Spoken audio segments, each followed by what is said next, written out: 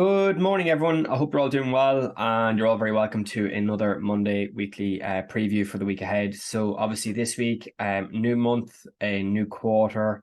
October, statistically speaking, over the last number of decades, has proved to be one of the more volatile, if not the most volatile, month of the calendar year. So, we're expecting the kind of the onslaught of volatility that we saw in September in all of these different asset classes that we talked about last week to continue to remain very, I suppose, influenced by fundamentals. We're talking about obviously the central bank meetings. We're talking about the distressed debt in some of these major banking institutions like Credit Suisse and obviously Deutsche Bank. And of course, everything else along with that. So this morning we had considerable volatility in the pound pairs. We had considerable volatility in the dollar pairs to begin the week. The pound obviously came off the back of Kwarteng's adjustment to the 45% tax. So I suppose all of these things will have to be now looked collectively. Now, I know obviously this week, as we know, a new month obviously brings in NFP on Friday. So we're going to be obviously looking at that on Friday morning ahead of NFP on Friday. We do have a number of central bank meetings this week as well. We do have the RBA tonight into early tomorrow morning. We do have Brazilian central bank meeting as well. So we're expecting like the short-term movements and of the volatility to remain. And of course, we're watching the fundamentals. We're watching the price action. We're watching the correlation within these markets. And we're, I suppose, trying to make a more conscientious I suppose, set of understandings as to what's going on in the markets and to apply a set of logics to that as well. So I suppose today, now we do have a Chinese bank holiday overnight. So there was a little bit of a lull for certain parts of the Asian session. Or the Asian session closed this morning did give a little bit of volatility between kind of 6-7 o'clock. And obviously into the London Open this morning. So we have seen a little bit of movement off the back of that. Now, I suppose today, the big thing that I'm kind of looking at today is we've got Fed Williams speaking this afternoon. We do also have the ISMs out of America today. And I do think they are going to be the kind of the more important pieces of data actually for the week. Now, of course, we have to factor in the central bank meetings, of course. But from an ISM perspective, obviously, we're looking to see how the broader economy in the US, not just from a service perspective, not just from a product perspective, but how's the broader output actually performing. And of course today for that we'll obviously be focusing on the ISM. So if we look at the broader calendar, we've got a wide range of data of information. Of course tomorrow we do have the RBA meeting. Now the RBA tomorrow is looking for a 50 basis point increase, so they're looking to increase from 2.35% to 2.85%. It'll be interesting to see whether they only go 50 basis points or whether they actually do a little bit more. Okay, market consensus is pricing in 50 BPS at the minute, so 0.5%. So that's, I suppose, the fair reflection of what's actually in the markets as we currently speak. Now, I do think if they opted to go a little bit more hawkish and maybe round that up to 3% tonight or in the early parts of tomorrow morning, I do think you could see a little bit of movement in the Asian session market. So I suppose if you're in any Aussie or any specific pairs, Pacific pairs even, then I'd just be kind of conscious of that because we can and we often do see volatility on both sides. So it's not necessarily that it's going to rally or it's going to fall. It could go either way depending on, I suppose, the sentiment, depending on the report, depending on, I suppose, the outlook. Obviously, we know all of these central banks at the minute are fairly hawkish in the broader sense. So they're quite bullish about trying to get these interest rates as high as possible over as short a period of time that they can kind of sustainably do it. So we do also have to factor that in. Now, along with the RBA tonight, we do also have CPI in Japan as well. So that will be worth keeping an eye on because we know last week we talked about the intervention by the BOJ came in a little bit less than expected. We're still seeing the Japanese yen become very choppy around that 145 level. We've talked about it all last week. But we're looking to see kind of how does the markets kind of develop that in. So I think the CPI print, if we start to see the Japanese CPI ticking up as well, from a fundamental perspective, that's probably going to give a little bit more hawkishness into the yen. Because central bank policy, they're going to obviously want to factor that into consideration in terms of the monetary policy, but also down the line in terms of fiscal. Now, at this moment in time, Japanese inflation is only kind of moderate. Broadly, if you exclude fresh food and energy, you're kind of talking somewhere between kind of 2.5% is where the global inflation rate should be. But I suppose over the last 6-9 months, we've been very, very much immune to 7, 8, 9% inflation levels. So I suppose if we look at the charts this morning, just I suppose bringing everything relevant, we'll be doing a number of videos this week, so we'll kind of take it on a day-by-day basis. We have seen kind of considerable chop and volatility.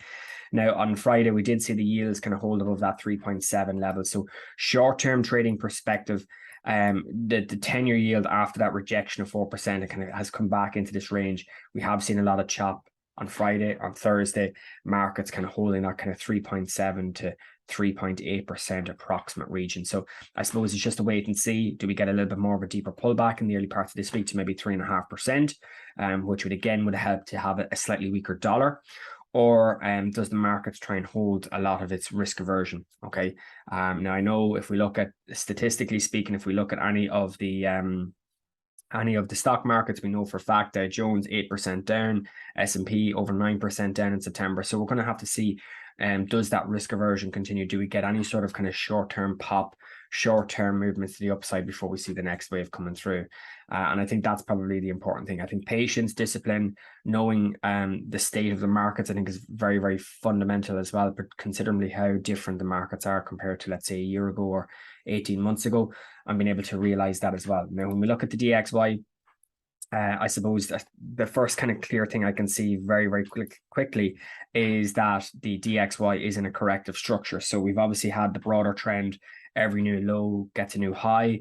And then, of course, that we're kind of seeing the pullback. We're seeing the kind of the short-term movement to the downside. Now, when I look at the DXY, the dollar currency index, we did reject that area around 114.50. You can see it here very, very clearly. And the markets has very much been in a corrective structure since, I suppose, the early parts, the mid parts of last week. So kind of 27, 28, we've seen that pop. We start to move over. We haven't made the first wave. We haven't made the second wave. But noticing again, even since the beginning of this week, markets kind of holding under that kind of 112.50, 112.60 area, and very much kind of moving sideways. So do we get the third wave back into this 110.80, which would technically complete this structural higher low scenario? Or do we see kind of some sort of fundamental shift? Markets ultimately taking out this short-term lower high from a price action perspective, and then obviously looking to continue implementing moves to the upside. So I suppose it's just been relevant to the markets that we're currently seeing at the moment. Now, euro dollar. If we go full screen again very, very quickly, so the corrective structure, this 98.99 level was very important last week. So we had that corrective move. We flagged back up into it. Didn't quite get to 99. We did get to 98.50. This kind of short-term 4-hour area here that I've noted around about just underneath 98.50 in that approximate region has held so far this week. So we had kind of that flag up into this order block area here on the 4-hour, and we have seen the price action become very choppy and very volatile in this region. So of course, if we do see that dollar continue to weaken and roll over, then the euro in theory should look to continue churning higher, make another new short-term high within this corrective structure. So it's just all about understanding these correlations as well. Now, if I flick across to the 1-hour structure very, very quickly, so we had the short-term consolidation here. So this is obviously a 4-hour area.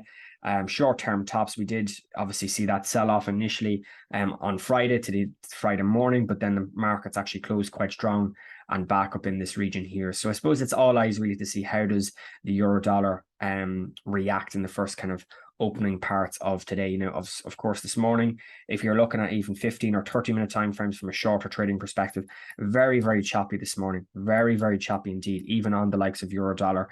Short-term lows obviously holding. It's obviously reacting around this region here. So broadly speaking, you can actually see very, very quickly that the 98.30s is obviously the local highs.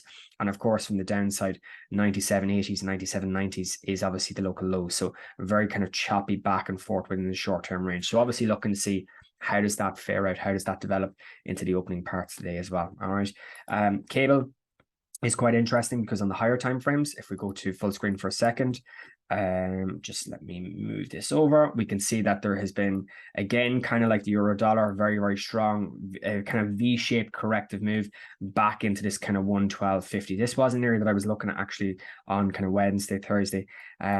Contemplated taking entries on Friday, but given the volatility, I opted not to. So this, personally speaking, I'm actually watching this closely today to see, does the risk of sentiment continue? Does the cable continue breaking higher, or do we start to see the evidence of maybe the dollar strength picking up again? Now, if you look at cable from, let's say, Thursday or kind of really early Friday. Very choppy, very back and forth. Short-term highs is created on Friday morning. Then we had short-term highs this morning off the back of the parent news. And of course, you're seeing short-term lows being made as well. So you're seeing this low obviously been taken out as well. So it's very choppy in the broader sense because the markets is kind of really reactive off of these short-term pieces of news and fundamentals. So from that perspective, I suppose it's important to be kind of conscious. So my sole focus from a price perspective is this 112.50. Of course, as the price action does take out this short-term wick rejection this morning at kind of 112.80, then the likelihood is that narrative of, I suppose, short-term sentiment to a weaker dollar would continue. And then you're kind of looking at kind of 114s being a likely area here, given the volatility that we've seen kind of around 114, 114.30 over the last week or two. So I suppose keep that in the back of your mind. Now, I suppose bringing ourselves to dollar yen is obviously quite an interesting one because we talked about last week the taking of liquidity and the short-term piece of news, sideways movements, takes the highs, takes the lows, flags beautifully back into this region. Now, I suppose from my perspective, once the price action's kind of breaking back above this 144.40, it does look like any kind of short-term selling opportunity immediately does look to be kind of on the to remain on the sidelines, because what we've seen is we've actually seen consolidation. Markets have moved sideways between 144 and 145 to the beginning of this week. And of course, this morning, if we jump down to the 1 hour chart, you will see a very choppy movement this morning. So you're looking at the likes of this wick this morning, very, very indecisive. We've gone from 144.65 all the way up to kind of 145.30. So that's a 70-point 1 hour candle with wicks on either side. So that shows the volatility that we're kind of seeing in these markets. And since then, the markets have just gradually ground higher, and we are currently trading above 144. So this area here, it'll be interesting to see how does 144 stay up. If we start to see going 145, really kind of taking out this week and having a run at the highs from the 22nd of September, we could see potentially more intervention coming from the BOJ. So just keep an eye on that in the background, and keep an eye on the price action around this 145 level. So in turn, that brings us to gold. Okay, so gold, I suppose just if we kind of take a step back for a second and look at the broader perspective, the gold order flow has been very, very clean since their kind of call, or since the kind of the price action we're kind of looking at way back in August. We did see the price action grind gradually lower. Obviously, of course, we had the recent FOMC, gave us a lot of volatility on both sides. And then ultimately into month end, gold prices sold off as the bond and yield story kind of took control over the markets. And we talked about that obviously last week in terms of the correlations. Now, of course, from that, we've seen a lovely flag back. So obviously with that slightly weaker dollar over the last 3-4 trading days or so, we've seen obviously the gold prices elevate itself from that kind of low 1600s, 1610, 1620s, all the way kind of back into kind of 1670s. And we did actually come up as high as 1675 tail end of last week. Now, structurally speaking, we had consolidation. We've broken lower. We've 3 drives lower. You can kind of see that there. First low, second low, third low. Very sharp corrective move into the highs. Now we've made our first flag. It's obviously first pullback, second wave, short-term pullback. So do we get one more third wave into this kind of 1675, 1680s, or does the market kind of look to unwind? Now we kind of have kind of like a railroad formation here. Very, very sharp move into this order block area, very, very sharp rejection. And of course, in the following 4 hour candle, the markets has continued to drift kind of sideways somewhat. So I suppose from that perspective, if you look at the 1 hour perspective as well, the 1 hour chart, we can see a lot of reactionary moves around that kind of 1670, 1665 level. And of course, on the 1 hour, nice little top formation is forming. So it's really just a case of, do we start to see these local lows around 1660 really starting to give way? Because if they start to give way, you're probably going to see another short-term bearish impulse back into 1640s, maybe high 1640s as a result. So worth keeping an eye on that. I think the longer-term bias at this moment in time, federal policy is still obviously very much hawkish. Their commitment to tackle this inflation rate, they have signaled their intent to continue raising rates. We know that from the last dot plot. So overall, the dollar at the moment is still very much bearish, or still very much bullish, which means the gold prices as we speak at the minute is still very much tilted to the downside, because that's the way the current trend is playing out, both from a price action perspective, from a market sentiment perspective, and also from a fundamental perspective as well. So just keep an eye on that. Broadly is what I would say. This region here is quite interesting given the chop, given the volatility. And of course, we flagged all the way back up into this area and have initially rejected it. Now, this highlighted region here between kind of 1670 and 1680 is all of those wick lows that we've seen play out in the markets over the last, I suppose, 18 months or so, and we can kind of see that very, very clearly on the daily. Okay, if you kind of use your naked eye to kind of plot your price action areas, you can kind of see here all through April and May, June of 2020. Of course, we had that double bottom structure in March of 2021. We had our wick bottom in August of 2021, and we've seen the markets ultimately consolidate, break underneath, continue moving lower, flag back up into this region. And of course, if you're looking at the daily candles here, massive wick rejections forming on the daily. So that's probably indicative of potential areas of interest to be kind of watching out for. And of course, even on the daily, you can kind of see it there.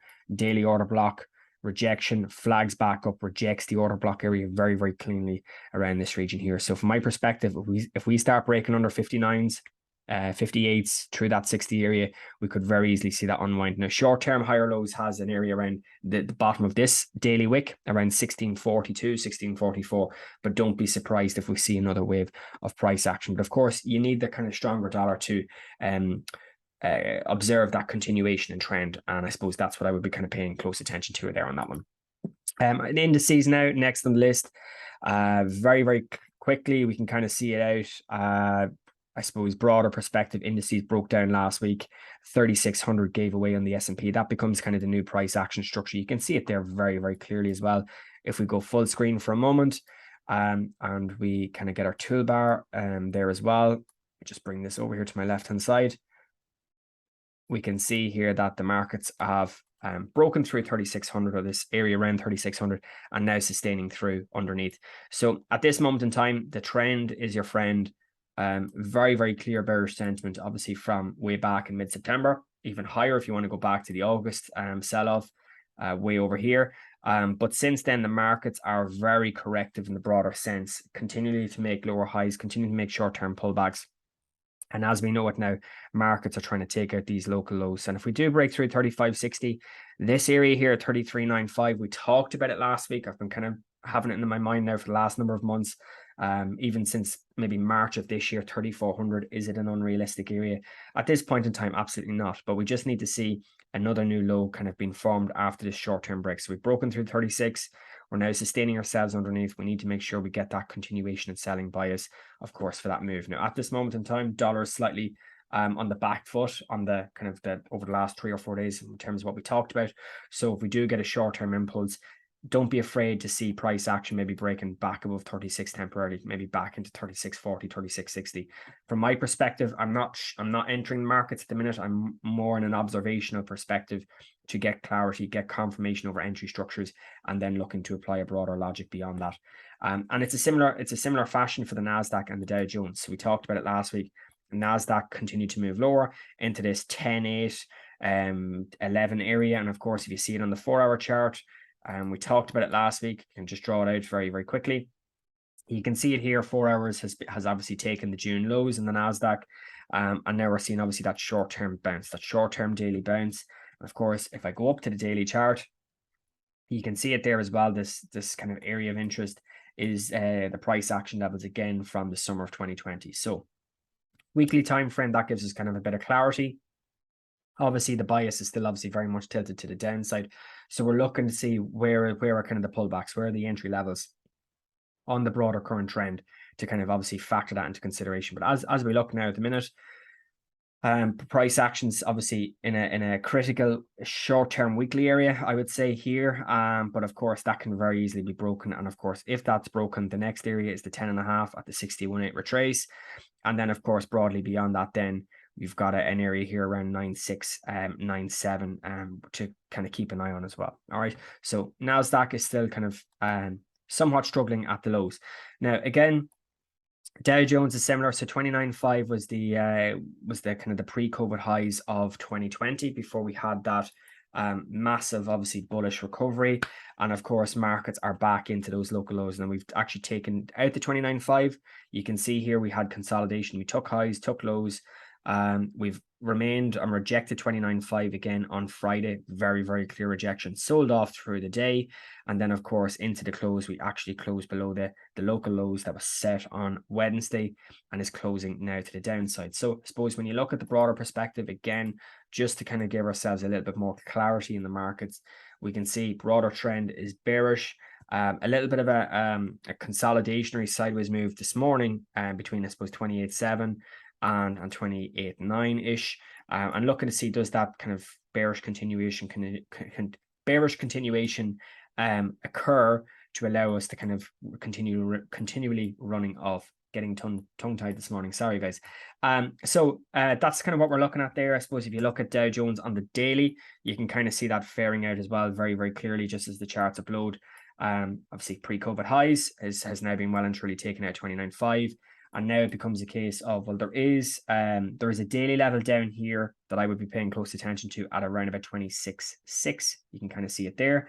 And if we go up to a weekly chart, you can also see there is a weekly order block area here as well. So 28.250 is an area that I've been focused on initially if the selling continues, and then 26.6 or whatnot for the kind of the run into these areas down here is what I would also be looking at over the next week or so, just to see if does that selling continue.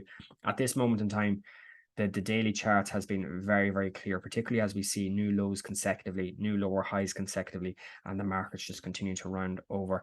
Now, again, if we were to see kind of that weaker dollar play that we're currently seeing over the last 3 or 4 days continue, well, then the logical scenario would be to see kind of a weekly pullback into 29.5 again.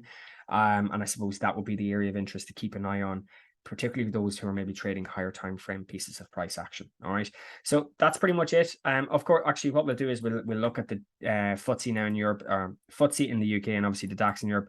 FTSE has continued to sell off, so from an order block perspective, another very, very clean lower high formed last week in the FTSE. So as we just load our chart here now very, very quickly, we can see that there.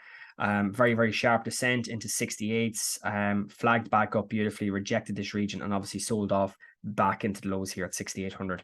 Now, as we know on the daily, on the weekly charts, if we go up to the weekly and the daily charts, you can see how 68 is a key pivotable level. Now, if 68 gives way, this means the FTSE could be in a lot of trouble, because we've obviously ranged between 7 and 7.5 for majority of the last year, or even slightly longer, but 68 has proven to be a very, very key pivotal area. And of course, if this price action area at 6,800 gives away, that really does bring in the sentiment of, well, how low can this really go? And then you have to look at the order flow. And if you go up to the weekly chart, then that's what brings in the higher time frame analysis. You can see there's a weekly order block area here between kind of 5,800 and 6,000. So that's, I suppose, where you could be looking at seeing the markets go if it's a case it takes out this 6,800. Now, of course, short-term levels, there's an area here at 6.6. We've got a price action area here at around about 6.4. So you've 6.6, 6.4, and then that deeper move on to the downside as well. So just kind of be aware of that.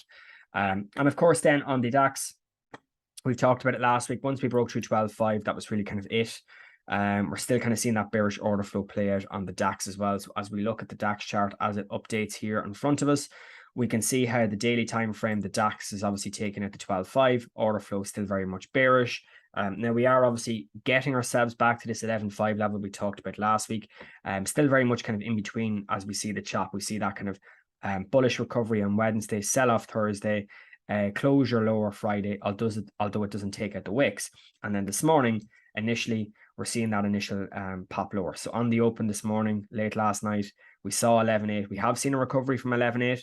But again, short-term area here, 11,850, I suppose is interesting given the kind of the wicks that we're kind of seeing on the 4-hour charts. Now, again, if you look at the 1-hour charts, you can see that kind of short-term move lower to induce sellers, of course, takes out the lows. Then, of course, we see the stop hunt. We see the reversal very, very sharp. So from my perspective here, worth keeping an eye on this region here. So this is kind of where the last initial impulse arose from or took place from. So this region here, 12,050 to kind of 12,1. I would keep an eye on this. Of course, I wouldn't be really bullish because we have obviously lower high, we have lower highs, we have lower highs.